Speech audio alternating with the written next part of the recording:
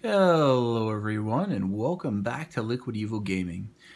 So today, as you can probably guess looking at this sexy black mat, we're going to be doing another unboxing and initial impressions video. And this is going to be one of the more expensive / unique reviews I'll be doing down the line once I have more time to use it. However, today we have the ever so mystical RealForce 87U, and if you're not familiar with that, it is the Topre, however it's correctly pronounced. I promise I'll look that up before I do the actual review. 10 keyless board. There's a lot of mystery and mythos kind of surrounding these boards.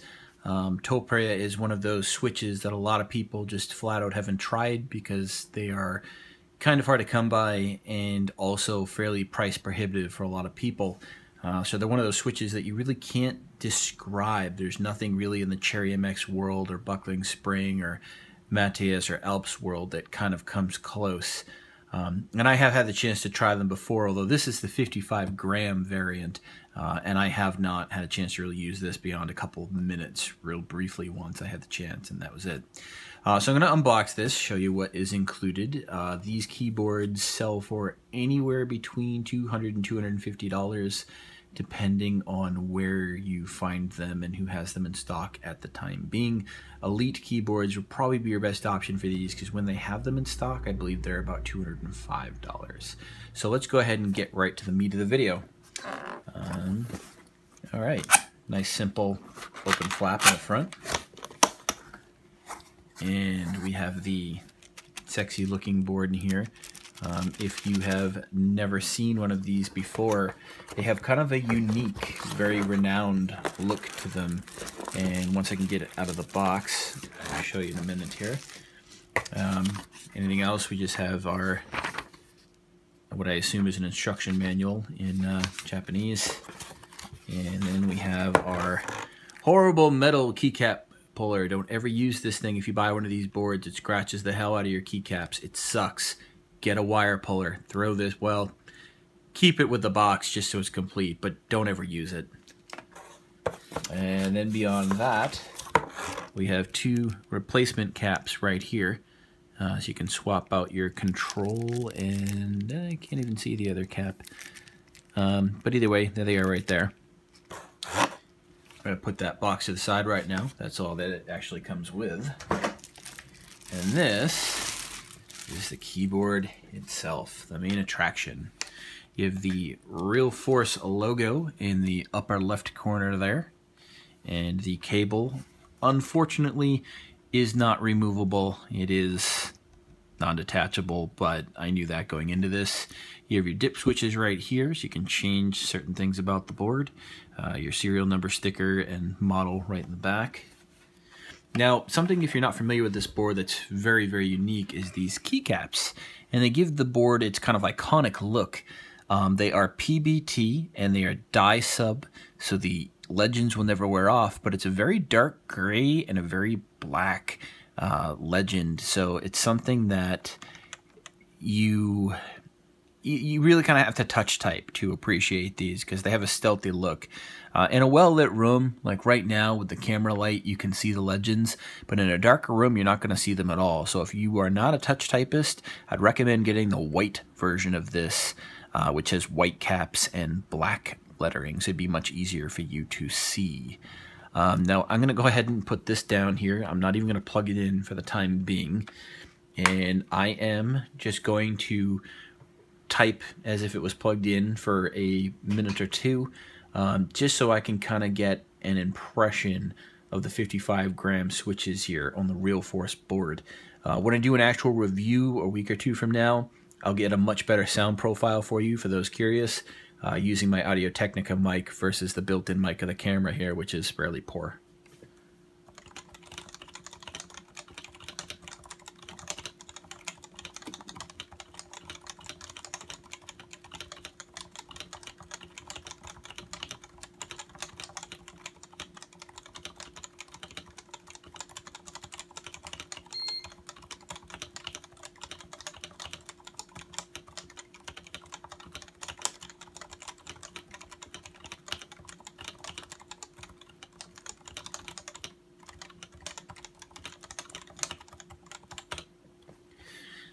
First impressions. I was very, very worried about the 55 gram going in because I tend to like a lighter key switch. Cherry MX Brown is actually my switch of choice among the Cherry family switches. So as you can probably gather by that, I like a very light feeling switch. But even being 55 grams, these really don't feel all that stiff because they are so buttery smooth.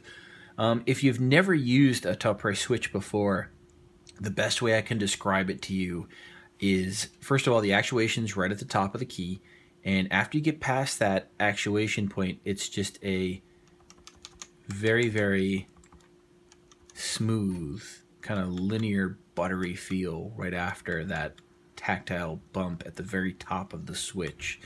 It's a very, very unique feeling, and it's very difficult to describe.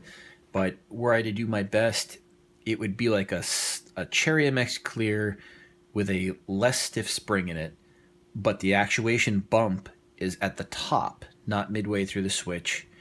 And it would be like a lubed spring at that because it's very smooth. And then it just, once you get past that tactile bump, is a smooth drop all the way to the bottom. And it's a very soft landing. It's not a hard thunk clack like Cherry MX switches are. It's a very pleasurable feeling. I'm honestly enjoying them more than I thought I would. And the keycaps are fantastic. They really do have a great feel to them. They're not the thickest PBT in the world, but the texture feels right on. They have a great sound to them, and I love the looks of them. I know Rhino Feed in his video actually said that he thought that they were the best stock keycaps he had ever used. I would probably mirror that opinion, actually. I have aftermarket caps that I do prefer. For example, the Ducky die sub caps I think have a better feeling to them than these. But as far as stock caps go, these really are the best I've ever used for stock caps. They really feel great, great look to them. They have a fantastic feel, and the die sub lettering is spot on. It's really fantastic. So I will be doing a full review down the line.